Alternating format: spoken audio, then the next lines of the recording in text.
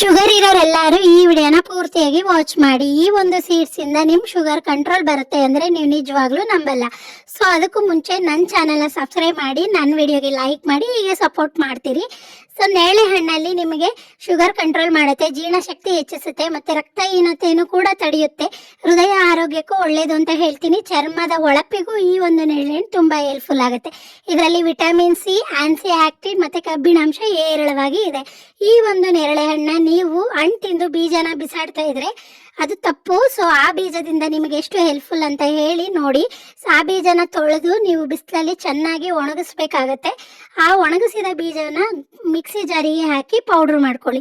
Powder ಮಾಡಿ daily morning ಬೆಚ್ಚಗಿನ ನೀರಲ್ಲಿ 1 ಸ್ಪೂನ್ ಆ ಪೌಡ್ರನ್ನ ಆ್ಯಡ್ ಮಾಡಿ ದಿನ ಕುಡಿತಾ ಬಂದರೆ ನಿಮ್ಮ ಚರ್ಮದ ಹೊಳಪು ಕೂಡ ಚೆನ್ನಾಗಾಗುತ್ತೆ, ಶುಗರ್ ಕಂಟ್ರೋಲ್ ಬರುತ್ತೆ. ಸೊ ಈ ಒಂದು ವಿಡಿಯೋನ ಪೂರ್ತಿಯಾಗಿ ವಾಚ್ ಮಾಡಿರೋದಕ್ಕೆ ಥ್ಯಾಂಕ್ ಯು ಹೇಳ್ತಾ, ನೀವು ಈ ಒಂದು ಬೆನಿಫಿಟ್ನ ತಗೊಳ್ಳಿ, ಆ ಸೀಡ್ಸ್ನ ಬಿಸಾಡಬೇಡಿ.